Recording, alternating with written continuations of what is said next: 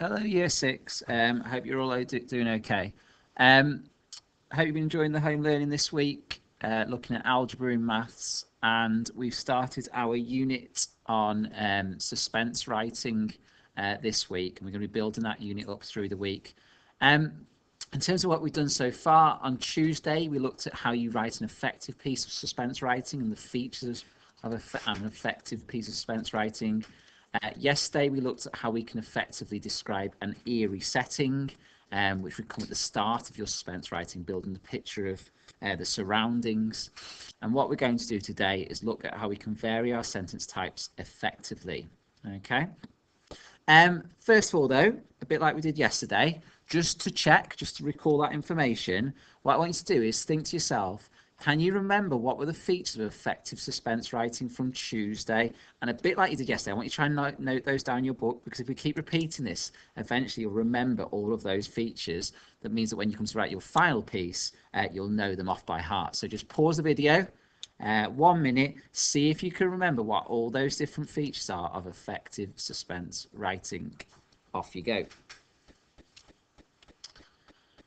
Okay, hopefully you've done that, and let's see how much you've remembered. I'll just delete that off screen. So, effective suspense writing, carefully considered vocabulary, detailed descriptions of the surroundings, exciting synonyms. So they're saying walked, say shuffled forwards. Description using the senses, and that's a lot of what we did yesterday in this lesson all about eerie settings, and describing everything that's around you. Suspense writing, don't give everything away. Tantalize the reader with clues, give little drip bits of information in, but don't tell them exactly what's happening. The scariest stories, the ones that build the most suspense, they actually don't reveal anything. So it's not about describing a monster at the end of the hallway, it's about describing the sounds and the noises all around you. Build it up. Today, what we're looking at today is the variety of sentence types and lengths, some short, shocking sentences for effect, and then some longer sentences as well as lots of one-word sentences, bang, crash, drip, drip, drip. Ellipses for those pauses, show, not tell, using the physical reactions of the character. The heart was beating inside the chest, sweat was dripping down the forehead, things like that, and also including some dialogue, some speech. Okay, so they're the features of effective suspense writing. So today we're looking at using a variety of sentence types. So before we start, very quickly, we're just going to talk about what that means. So when we talk about sentence types, sentences can have single clauses or multi-clauses.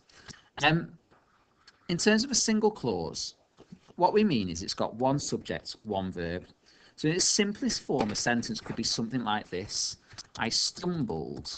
That in itself would be a sentence, I stumbled, which would be a sentence you could use in your writing, because there's a subject, which is me, I, and the verb is stumbled. So I might say I stumbled forwards. That's just adding detail to it.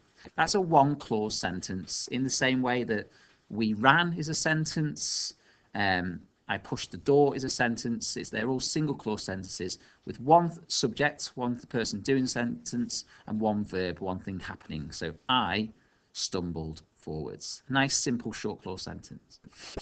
When we're referring to multi-clause sentences, all we're simply referring to is adding in extra clauses, and I've put there in brackets using a conjunction. So it could be like adding in a relative clause, my teacher lives in Birmingham, for example, and you put in a relative clause, my teacher, whose name is Mr. Mans, lives in Birmingham. So it's adding in those extra bits of information with a relative clause. Or it can be things like putting in subordinate clauses with conjunctions, such as subordinate conjunctions. So if I take that sentence there, I stumbled forwards, or I stumbled towards the entrance of the house. At the minute, that is still a single clause sentence. There's only one subject, which is me, and there's only one verb, which is stumbled. Towards the entrance of the house, it's just a prepositional phrase. It's saying where we're going. So I stumbled towards the entrance of the house. Now what I can do is use a subordinate conjunction, such as because, that's my subordinate conjunction, because I was desperate to see what was in sight. So here I've got one clause there. I stumbled towards the entrance of the house, And now I've got a second clause, the subordinate clause, starting with the subordinate conjunction because I was desperate to see what was inside. That clearly is a much longer sentence than the one above, and the way it's made longer is through the conjunction that's been added to it. You could have something like, I stumbled towards the entrance to the house, even though, which is another subordinate conjunction, even though I was terrified at what I might see. Okay, these are all skills that you learn in years 3, 4, 5. Adding conjunctions. It could be very simple conjunctions such as the fanboys ones, and, but, so, or it could be subordinate conjunctions such as because, even though, although, as, if, etc. You can move the subordinate conjunction to the start of the sentence. If I take that one, even though I was terrified, I might choose that act of, even though I was terrified of what I might see, comma, I stumbled towards the entrance of the house. Full stop again. So that's what a multi-clause sentence is. Multi means more than one. And basically what that does is means you have short sentences and you have slightly longer sentences. And there's more ways that we can add to sentences. We can do what I would call modifying sentences, and that's through things like adding adjectives, fronted adverbials, etc., etc. All the different ways that you can add to sentences to add detail. So to keep it simple, essentially, it's just different sentence lengths that are grammatically controlled. In year 6, we do lots of complex sentences because we do lots of short clause sentences. We use conjunctions a lot naturally. We use fronted adverbials naturally. We add in lots of detail through adjectives, and we also add clauses to sentences by putting a semicolon on the end and adding another clause. And it's mixing that up all the time is what makes effective writing. So that's a very short, quick introduction as to what this lesson's about. Now, in terms of seeing that in action, what I've done is I've took the models for writing again, and I've used our example waggle, and I've used our room 13. I'm going to read those to you, and hopefully you can see that there's a variety of different sentence lengths, and all the sentences are created in slightly different ways, and that effect makes the reader want to read on it, makes it exciting to read. Let's start with the haunted house example. So it says, petrified, I took a tiny step forward, wincing as the wooden floorboards beneath me creaked. It was almost as if they were screeching at me, warning me to go away, to head back home. Fiona, my best friend, followed close behind me. I could hear her breathing heavily. I could hear her teeth chattering together. I could sense her panic. Just breathe, I told her. She nodded. A vacant expression was strewn wide across her face. Anxiously, we opened the front door and tiptoed inside. Creak. The sound was piercing. We both stopped dead in our tracks. Breathe. Just breathe. The room fell silent again, but my heart was pounding ferociously within my chest. Fiona was weeping now. I felt like I was crying inside, but I had to stay strong. We quickly stepped into the corridor and the door slammed shut behind us. Bang! So this is a really good example of different sentence types and different sentence lengths linking together to make the writing interesting to read. Even as I read that, because different sentences come at different speeds, it makes me change the way I read. The one-word sentences are really effective in either slowing it down or speeding it up. There's lots of longer sentences. So here it says, the room fell silent again, but my heart was pounding ferociously within my chest.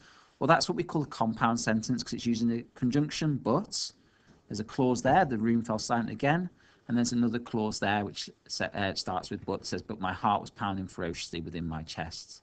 We've also added details there about things like adverbs such as ferociously to make it slightly longer. Throughout it, the sentence length varies. We've got this first sentence, petrified, I took a tiny step forward, wincing as the wooden floorboards beneath me creaked. Okay, and then we've added a clause there with a semicolon. It was almost as if they were screeching at me, warning me to go away, to head back home. That's all one sentence, but because it's been controlled, emotion opener, semicolon, new clause, a dash at the end to add extra information, because it's controlled through the punctuation, it works effectively. Here it says, I could hear her breathing heavily, I could hear her teeth chattering together, I could sense her panic. They're all very similar, simple one-clause sentences, and they're repeated for effect. Here, there's a really basic single-clause sentence. She nodded. Now, that on its own doesn't sound particularly clever or exciting. We haven't added any detail to it. But just putting it in the middle of this, what's lots of different complex sentences, makes it interesting to read. And we'll have a look at the extract from room 13 as well, because that also is very effective at using different sentence types. Lots of the sentences in here are quite short sentences, but there are some slightly longer ones as well. She came to a landing with doors. The stairs took a turn and went on up. As Vis climbed, it grew colder. There was another landing, more doors, and another turn in the stair. Upward to a third landing, then a fourth, and then there were no more stairs. She was at the top of the house. There were 4 doors, each with a number. 10, 11, 12, 13. As she read the numbers, door 13 swung inward with a squeal. No, she whispered, but it was no use. Her feet carried her over the threshold, and the voice hissed, the room of doom. And again, within this, even that last sentence, that's linked 2 clauses together. Her feet carried her over the threshold, and the voice hissed, the room of doom. So that's got 2 clauses to it. But further higher up, she came to a landing with doors. That's just a single clause sentence. And combining those different sentence lengths together is really effective. I really like, what I like in this one is where it goes 10, 11, 12, 13, with full stops. It sort of makes you say it out loud one at a time. This is something I may have shown you before, and it's one of my favourite things to refer to in writing, and it's probably one of the most useful things I've ever read as a writer. It's this idea of sentence lengths and how if you combine them together, things just sound better. And in terms of this lesson, this is what you need to think about when you come to your writing. This sentence has 5 words. Here are 5 more words. 5-word sentences are fine, but several together become monotonous. Listen to what is happening. The writing is getting boring. The sound of it drones. It's like a stuck record. The ear demands some variety. Even as I read that, I struggled because every sentence is just the same length. It gets quite boring. Now listen. I vary the sentence length and I create music. Music. The writing sings. It has a pleasant rhythm, a lilt, a harmony. I use short sentences and I use sentences of medium length. And sometimes when I am certain the reader is rested, I will engage him with a sentence of considerable length, a sentence that burns with energy and builds with all the impetus of a crescendo, the roll of the drums, the crash of the cymbals, sounds that say, listen to this, it is important. So write with a combination of short, medium and long sentences. Create a sound that pleases the reader's ear. Don't just write words, write music. And that piece of writing there is all about, it's to do with what we're talking about, of mixing different clause lengths. And it's about making it sound appealing to the reader. If you mix them up effectively, 1-word sentences, single clause sentences, and longer sentences with lots of detail, you will create really effective writing. So our key to success today, some short single clause sentences, some longer multi-clause sentences using things such as conjunctions or added details such as adjectives, adverbs, maybe some 1-word sentences. And what we're going to try and do is we're going to continue our writing, thinking about moving towards the building that we described yesterday. So it's about slow movements towards the building. Again, we're going to be doing about the old abandoned house in the dead of the night. And we're going to do a little passage about maybe just slowly walking towards it and varying our sentence lengths as we write. A bit like yesterday, what I've done is I've took the example version and I've broken it down to create a scaffold for us. So the example version talks about moving towards a building. It's got lots of different sentence types, and we could follow that if we want to, as a kind of structure that we can use, changing the words as we go along to come up with our own sort of style. I've also put another scaffold there, which is kind of to do with what you do as the person in the story. So you take a step forward, you've got your friend with you. What can you hear? You say something, there's some sort of reaction from your friend, you move closer, you hear another noise, what are your feelings and emotions, and then another noise. So they provide so much your planning structure that you can follow all the way through this. Again, when I model this on screen, I'm going to try and use that structure to an extent, that scaffold. If you want to, and you feel it gives you that thing, so it like holds your hand as you write through it, please feel free to follow this scaffold. If you feel confident, don't use the scaffold. Go with it yourself, but think about what the keys to success are. Now, what I've done is I've put a folder into Teams, which has got all this in. So it's got those examples in there. It's got the task, which is to write a passage relating to moving closer towards the building. Use a variety of sentences effectively. Use a scaffold to support you if you wish. You don't have to. I've put those words in again, so you might find those useful as you're writing. They were from yesterday's lesson. And there's the example with the scaffolds that you can follow if you need to. The keys to success are here, and as a stretch for those of you that want to really go for it on this, the stretch is to not use the waggle structure, and perhaps use a range of punctuation accurately and effectively, so use the semicolons, dashes, parentheses. Make sure you do a really slow and steady build up, lots of added details and descriptions related to what is around and how you and your friend are feeling. And really, if we're talking about stretching yourself here and greater depthness, it's about really sophisticated vocabulary choices, thinking about every single word, perhaps having a thesaurus with you or looking on Google and getting lots of synonyms. Okay, what I'm going to do now is I'm going to have a go at writing my version. So I'm going to take that waggle and just place it. So I'm going to have a go at doing it myself, or I'll start doing myself so you can see how I would do it, and then you can have a go at doing it yourself. Remember, what I would do a bit like yesterday is I'd pull up on screen this sheet so you can see it and you can move and use all those ideas and steal things as you're writing, but try and do it in your own way. Okay, so I'm going to put that here. So to start off with, we're taking a step closer towards this building. The waggle sentence says, petrified, I took a tiny step forwards, wincing as the wooden floorboards beneath me creaked. It was almost as if they were screeching at me, warning me to go away, to head back home. So my structure to this is, well, there's an emotion opener, petrified, there's a sentence, and then actually it uses a semicolon and it says it was almost. So I could use that structure if I want to, and it's something you could do. Remember what I said before, if you want to stretch yourself, don't follow this structure, go for it a bit yourself, but trying to use all these skills. So I'm going to go for, I'm going to look at my vocabulary list and see if there's any better words I could use instead of petrified. So I could use chilling. Oh, with an unnerving, I'm going to go for that. With an unnerving feeling running down my spine. That's my notion of it. With an unnerving feeling running down my spine. Now, again, this idea, I could put I walked forwards, but we don't use the word walked. I'm going to use the word shuffled because we referenced it earlier. I nervously shuffled forwards. It says there, wincing as the wooden floorboards beneath me creaked. I'm going to use the word wincing. Wincing as I'm going to use that phrase, I think, as I could hear, wincing as I heard the wooden floorboards beneath me creaking. Let me read that out of sense. With an unnerving feeling running down my spine, I nervously shuffled forwards, wincing as I heard, wincing as I could hear, wincing as I could hear the wooden floorboards beneath me creaking, semicolon. So then it says, that's my sentence, it was almost as if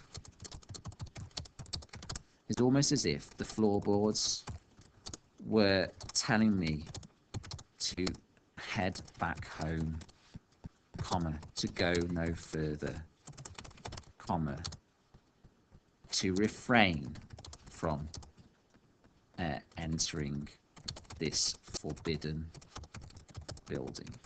So I've used a similar sort of structure in terms of I've got an emotion opener, okay? There's my sentence. I nervously shuffled forwards, wincing as I could hear the wooden floorboards beneath me creaking.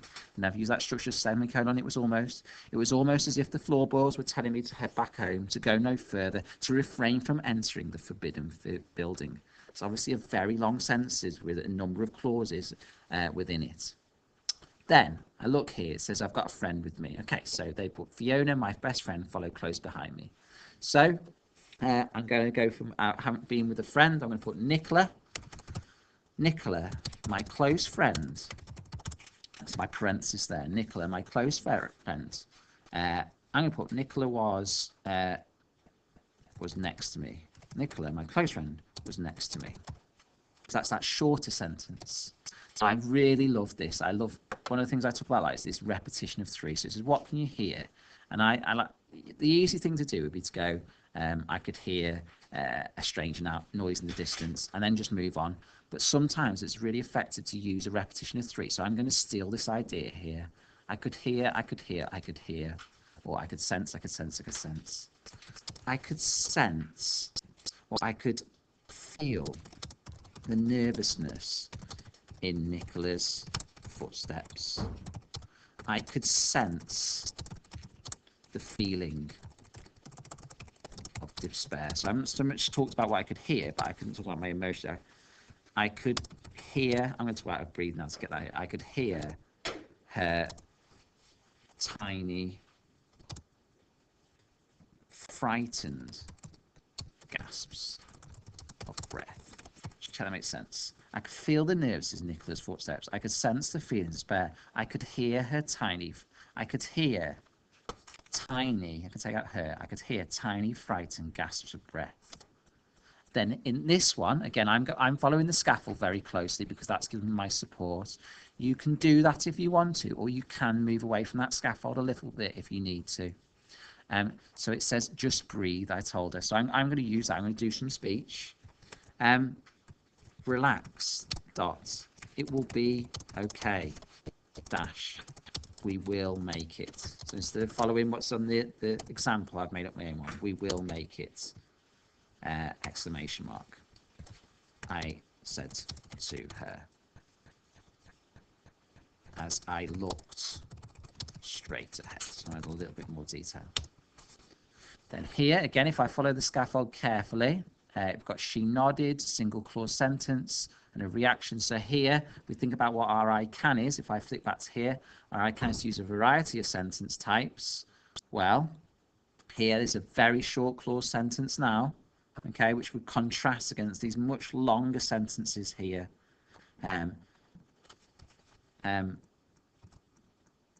She